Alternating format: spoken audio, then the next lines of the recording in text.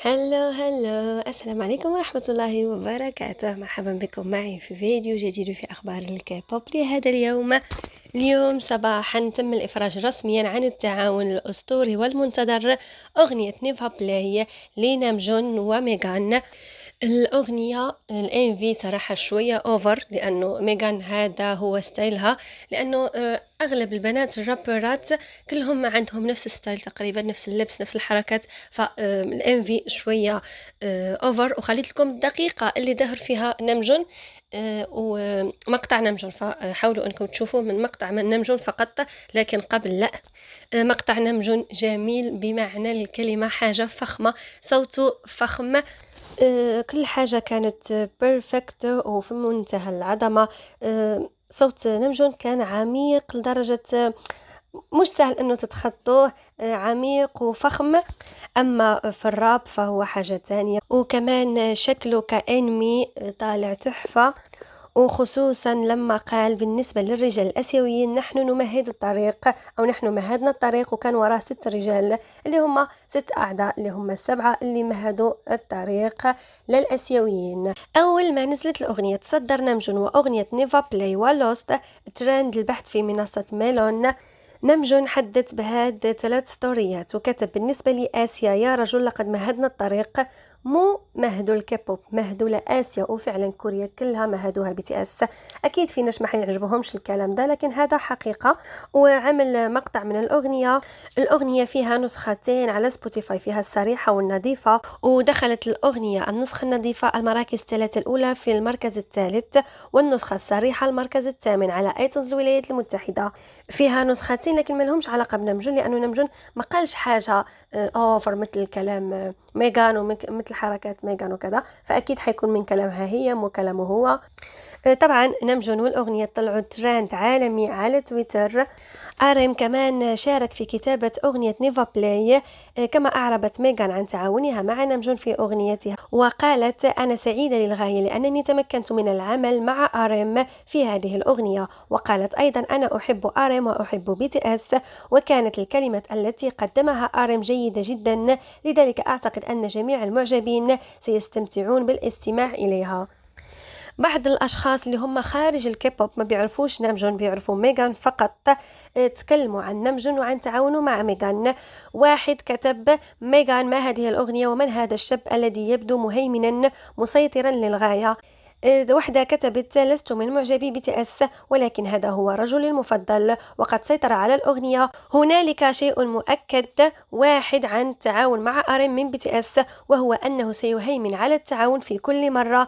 هل سمعتم صوته؟ حتى كل الناس اللي بعيدة عن الكيبوب وما بيعرفوش نامجون أحبوا صوته، لأنه فعلا مو لأني بحب نامجون أو لأني بحب BTS، لكن نبرة صوته في الأغنية غير.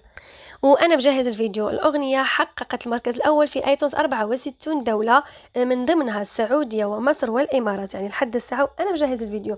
يعني ممكن إن بعدين يتزادوا، وممكن بكرة أخلي لكم الأهداف تبع 24 ساعة كالعادة. وحاليا كمان وأنا بجهز الفيديو تجاوز الMV حاجز 1,000,000 مشاهدة على اليوتيوب، فحاولوا تستمروا في ستريم من غير ما تشوفوا، بأكد من غير ما تشوفوا، لأنه في لقطات أوفر. اليوم كمان ترسمت فرقة الفتيات الجديدة ميوف، وكان عندهم مؤتمر صحفي اليوم وتكلموا عن روزي، وقالوا أنهم تلقوا نصيحة من روزي قبل ظهورهم لأول مرة. لقد أعطتنا روزي سيمبان نصائح جيدة جدا عندما قالت لنا أنه عندما يتم توفير الوقت والمكان الذي يمكنك فيه حب الموسيقى بكل قلبك، فمن المهم أن تحبها بشكل أحمق. كمان غاون عضوة الفرقة الفتيات الجديدة ميوف ذكرت عبر منصة المعجبين الخاصة بالفرقة، كتبت: أريد رؤية بلاك بينك بسرعة. وكمان أصدرت فرقة The Black Label ميوف سنجل ترسيمها ميو من إنتاج تيدي، اللي هو صار المسؤول عن وكالة The Black Label اللي هي فرع لا YG. فلحد الساعة ما عرفاش حاجة عن هاد البنات، أعمارهم كذا كذا كذا، ما عرفاش. إذا نزل تقرير حنزل لكم فيديو. أصدرت كمان اليوم تزويو ماكني فرقة توايس ألبوم ترسيمها About تزو رفقة الفيديو الموسيقي لأغنيتها الرئيسية Run Away. واحتل ألبوم تزويو About تزو المركز الأول على ايتونز المملكة العربية السعودية، وكل عضوات توايس بدون استثناء قمنا بدعم صغيرتهن تزويو اليوم.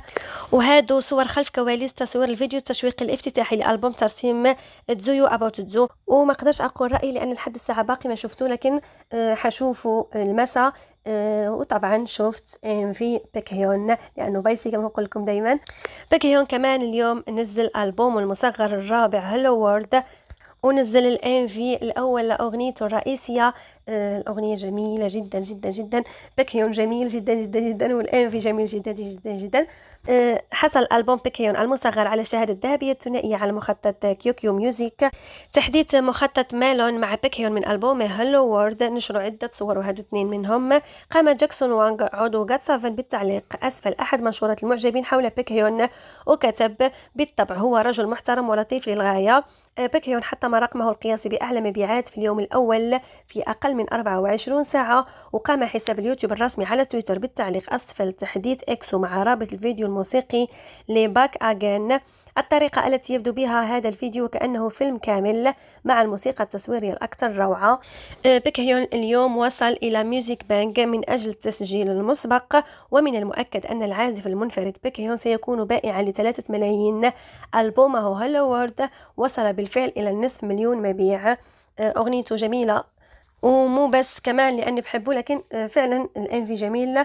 فارمي حاولوا تكتفوا ستريم لنا مجن على سبوتيفاي على اليوتيوب، ومن غير ما تشوفوا، بأكد على من غير ما تشوفوا، حاولوا تكتفوا ستريم دعما لنا مجن.